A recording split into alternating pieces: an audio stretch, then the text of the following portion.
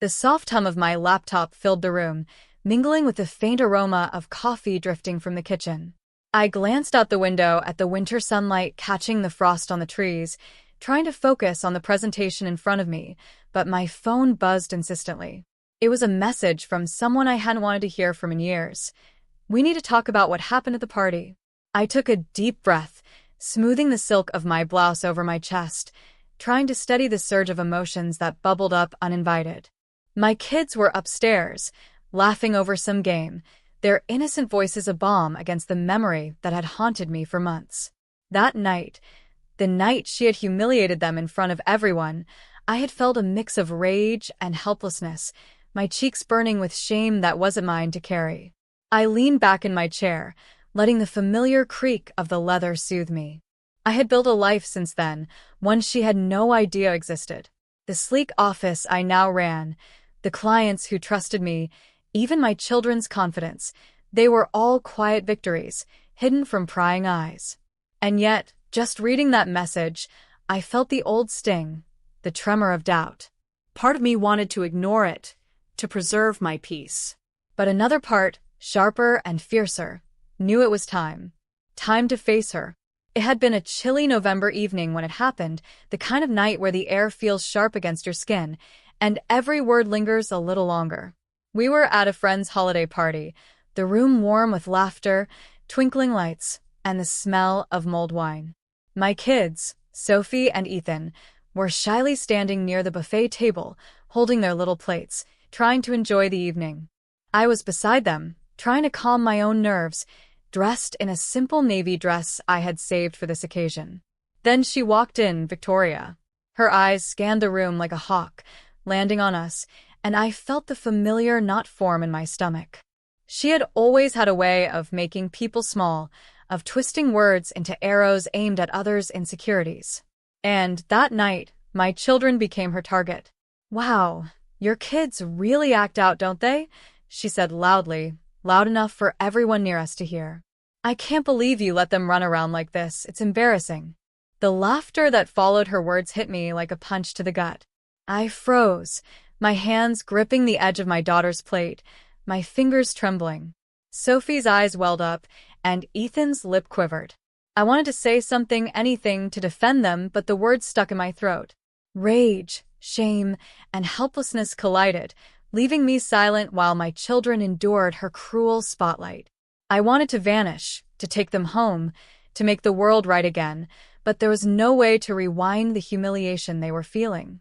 After the party, I retreated to my car, the chill outside biting at my cheeks, and I felt utterly powerless.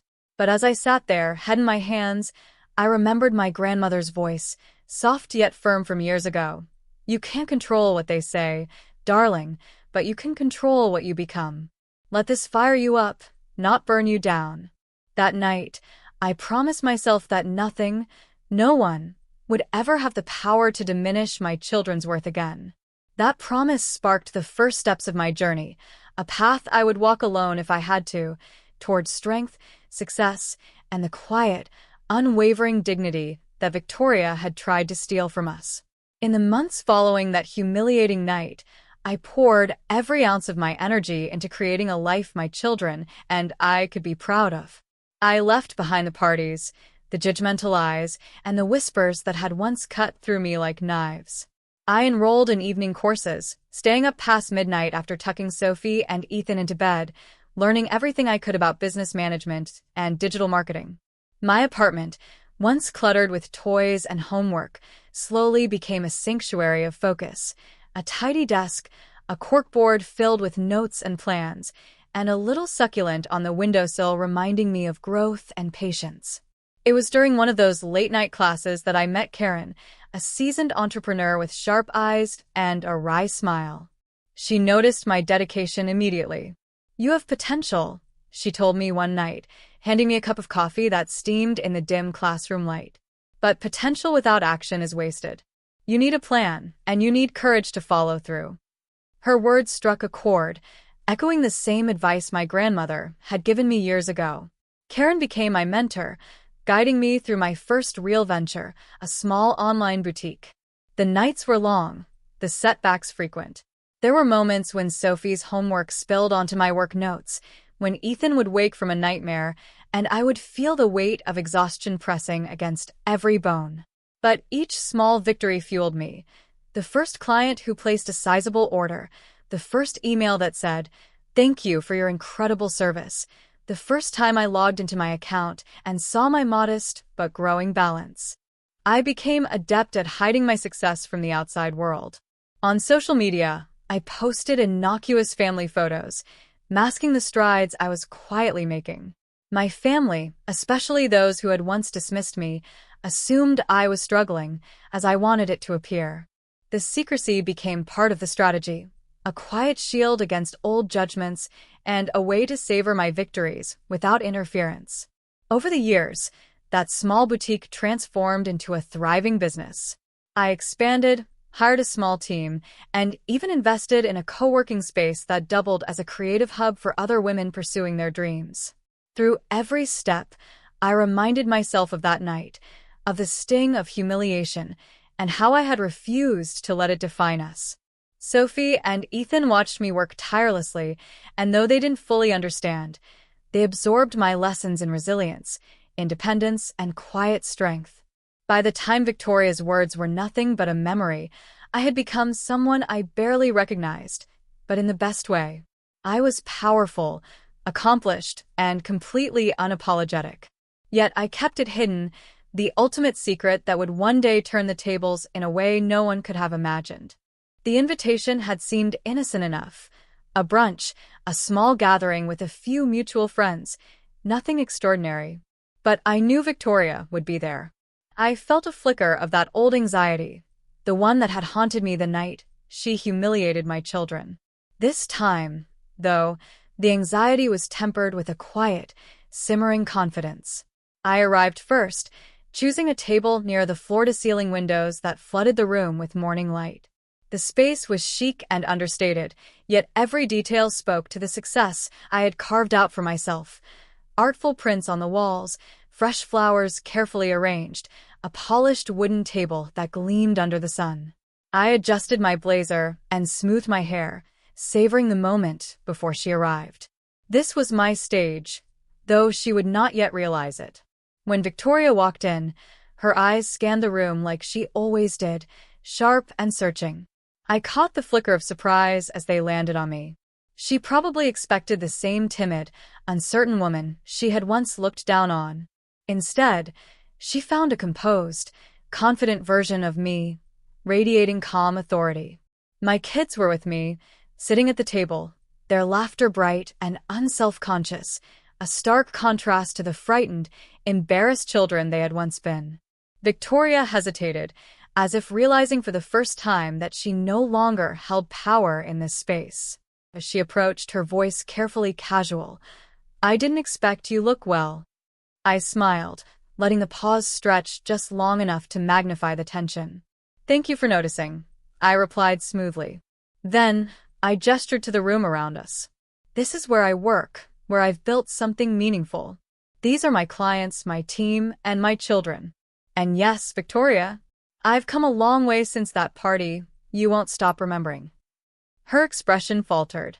She looked at the carefully curated surroundings, the awards subtly displayed, the brand materials, and the sense of order and accomplishment, and for a moment, she was silent. I let that silence linger. Then I dropped the truth. "I am the owner of the company that produced those campaigns your firm always praises.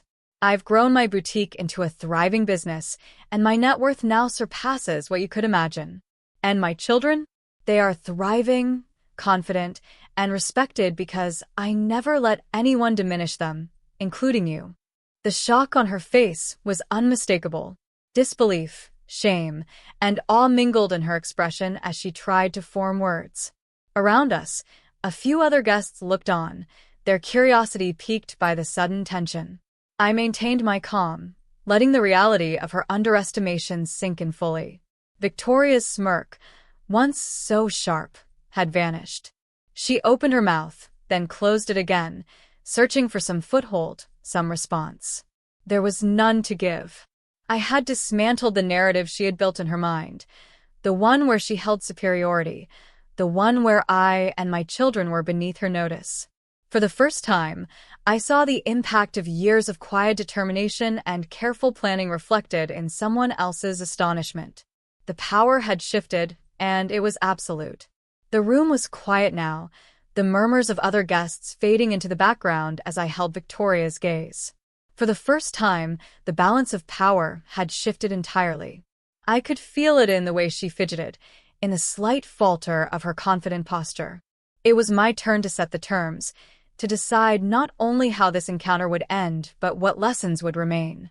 "I'm willing to let this moment be a learning experience," I said, my voice calm but firm. "But only on my terms." I paused, letting the weight of my words settle.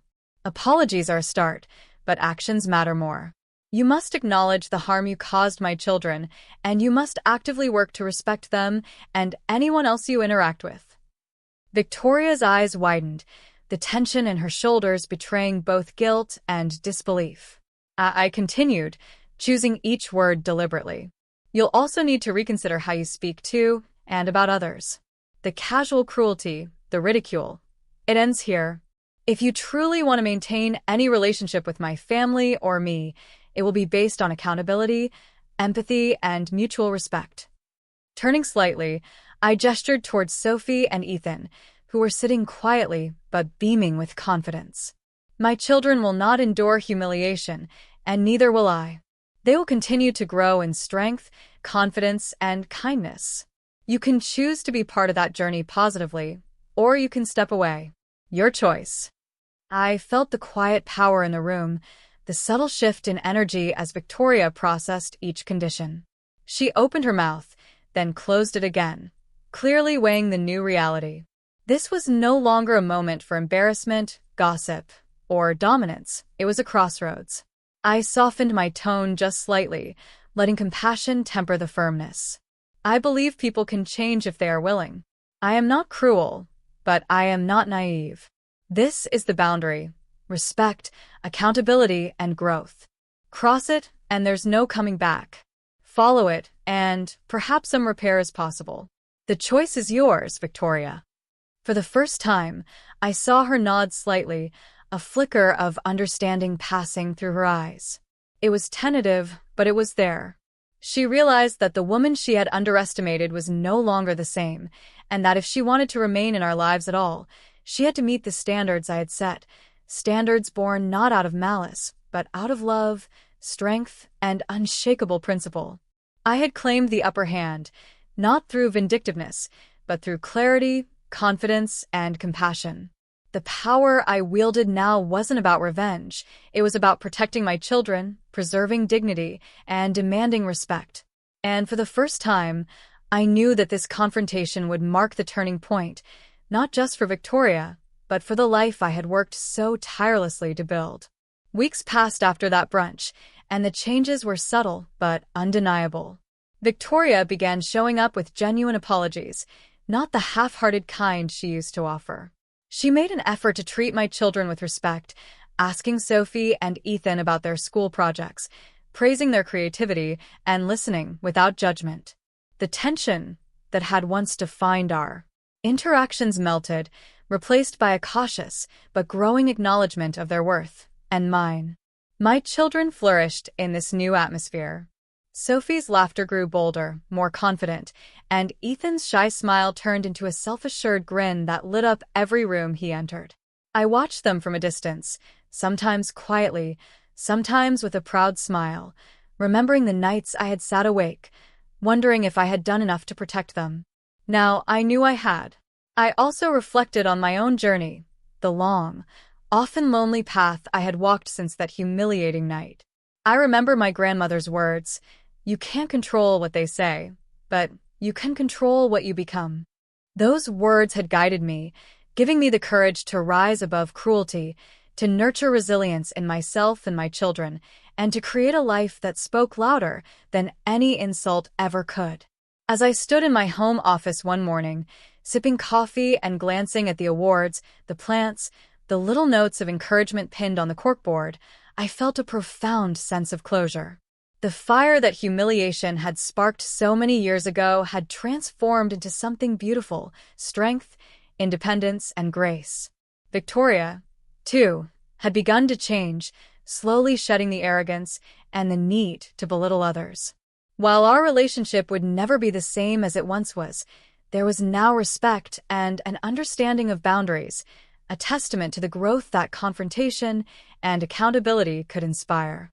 I looked at my children playing nearby, their voices blending with the soft hum of the morning, and I allowed myself a quiet, satisfied smile. We had endured, we had grown, and we had emerged stronger than ever.